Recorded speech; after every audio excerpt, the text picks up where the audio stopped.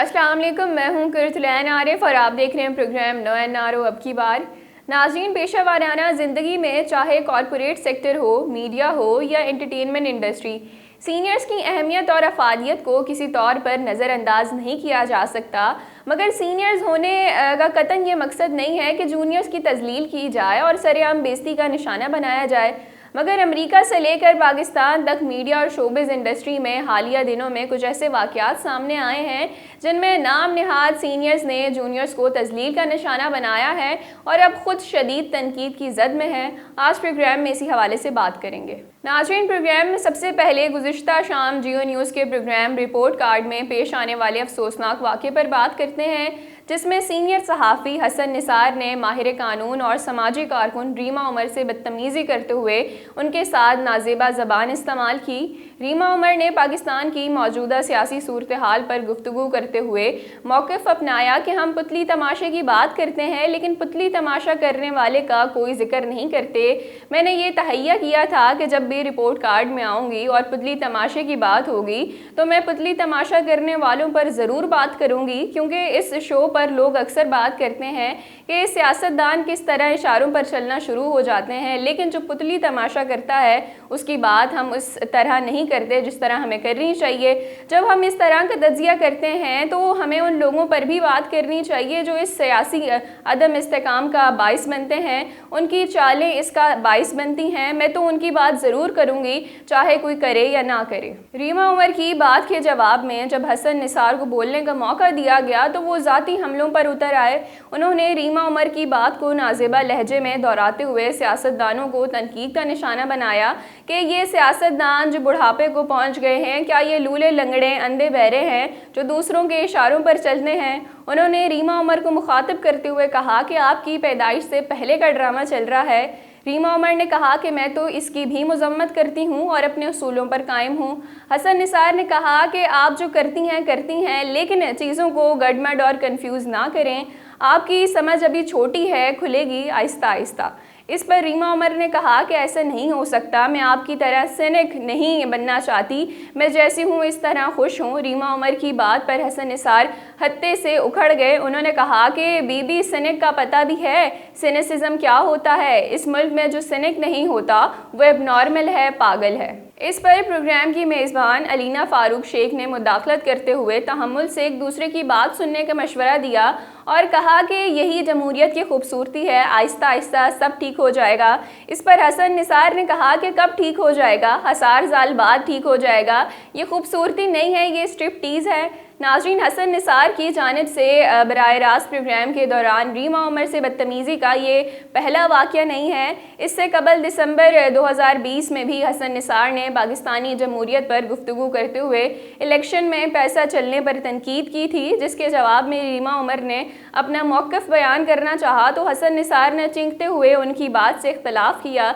जिस पर रीमा उमर ने उन्हें टोकते हुए बुलंद आवाज़ में बात करने से मना किया और कहा कि अक्सर ऐसा होता है कि मैं कोई बात करती हूँ तो आप बीच में बुलंद आवाज़ में मुदाखलत करते हैं, जिससे अच्छा तासुर नहीं जाता। इस पर हसन निसार ने कहा कि मैं बहरा हूँ इसलिए ऊंचा बोलता हूँ, जिस पर रीमा उमर ने कहा लेकिन मैं बहरी नहीं हूँ।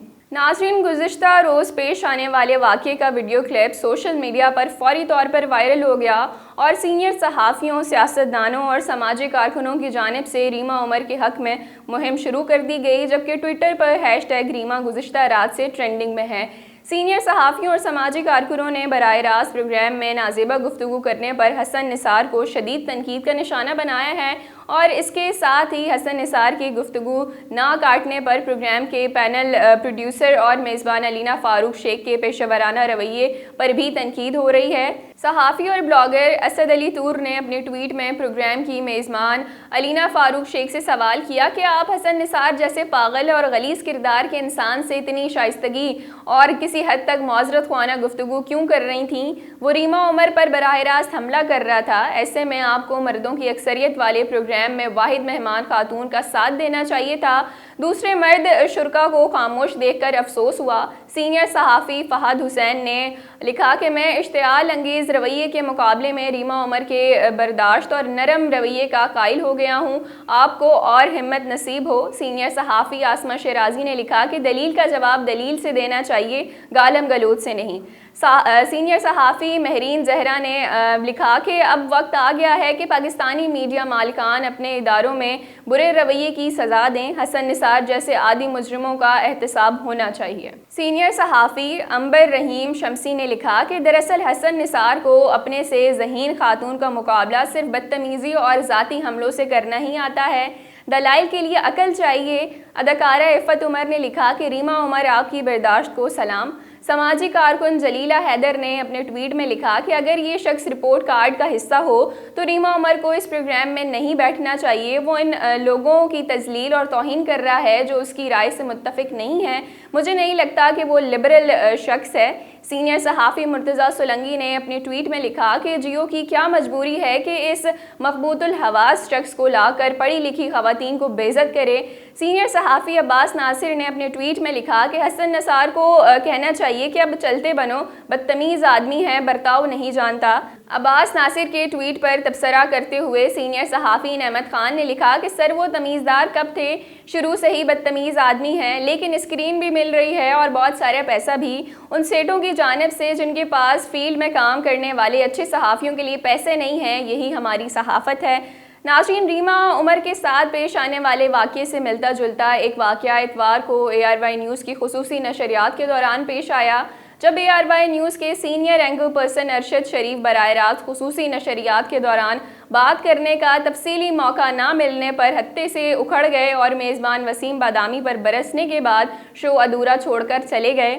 ارشد شریف وزیر اعظم کے خلاف عالمی سازش کے تانے بانے ملانے کی کوشش کرتے ہوئے افغانستان سے امریکی انخلاء کے حوالے سے ایک دستاویز پڑھ کر سنا رہے تھے۔ اس دوران وسیم بادامی نے مداخلت کرتے ہوئے کہا کہ آپ اپنی بات میں وزیر اعظم کے دعوے سے مطابقت ثابت کریں، جس پر ارشد شریف کو غصہ آ گیا۔ انہوں نے کہا کہ مجھے بات تو مکمل کرنے دیں، دو بندوں کی آپ نے پوری بات سنی، میں بول رہا ہوں تو آپ بات کاٹ رہے ہیں۔ وسیم بادامی نے کہا کہ ان لوگوں کی بات کا دورانیہ بھی مختصر تھا، میں چاہ رہا ہوں سب سے بات ہو جائے۔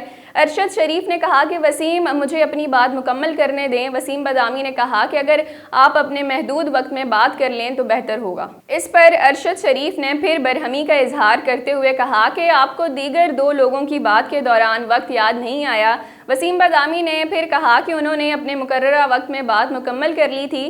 اس پر ارشد شریف طیش میں آ گئے اور انہوں نے بلند آواز میں کہا کہ وسیم بادامی مجھے اپنی بات مکمل کرنے دیں، کوئی کام کی بات تو آپ نے سننی ہی نہیں ہے۔ وسیم بادامی بولے میرے خیال میں تو باقی لوگوں نے بھی کام کی بات کی ہے، آپ کے خیال میں صرف آپ ہی عقل کل ہیں۔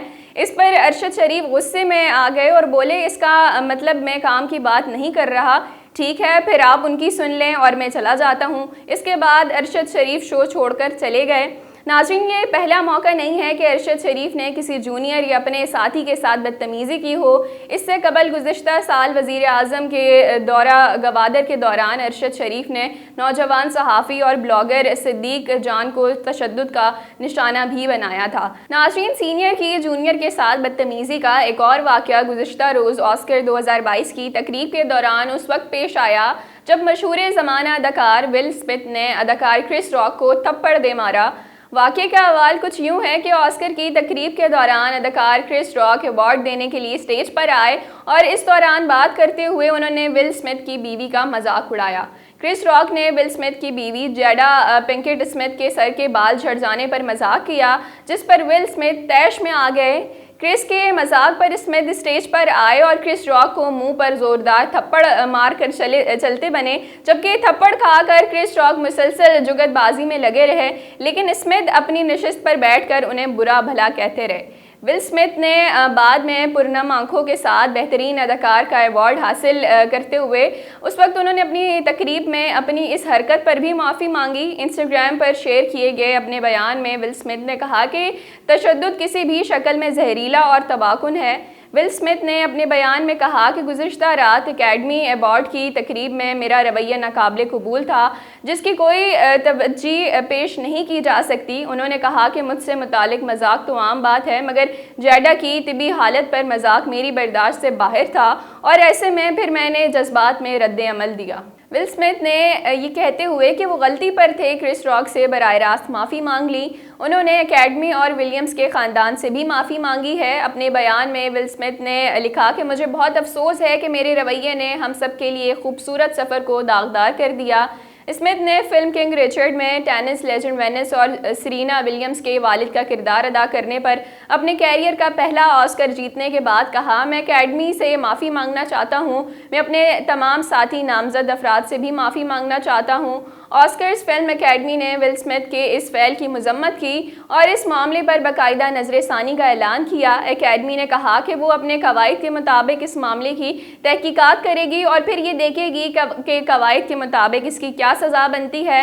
اکیڈمی کے مطابق ول اسمتھ کو اسٹینڈرڈ آف کنڈکٹ کے قانون کے تحت سزا دی جائے گی اور پھر انہیں اس کے نتائج بھی بھگتنا پڑیں گے۔ جی ناظرین، ہمارے معاشرے کا یہ المیہ ہے کہ سینئرز بجائے یہ کہ اپنے جونیئرز کو کچھ سکھائیں یا پھر ان کی نالج میں اضافہ کریں، وہ ہمیشہ ان کو تنقید کا نشانہ بناتے ہیں، اور اگر بالفرض کسی جونیئر کو سینئر سے زیادہ آتا ہو تو وہ سینئرز کے لیے بالکل بھی قابل قبول بات نہیں ہوتی۔ حالانکہ اس طرح نہیں ہونا چاہیے۔ سینئرز کو چاہیے کہ وہ جونیئرز کی رسپیکٹ کریں اور جونیئرز کو چاہیے کہ وہ سینئرز کی رسپیکٹ کریں، اور اس طرح ایک ایکسیپٹنس کا ایلیمنٹ ہونا چاہیے ہماری سوسائٹی میں۔ ناظرین، یہ تھا ہمارا آج کا پروگرام، پھر حاضر ہوں گے نئے موضوع کے ساتھ، تب تک کے لیے اجازت دیجیے، اللہ نگہبان۔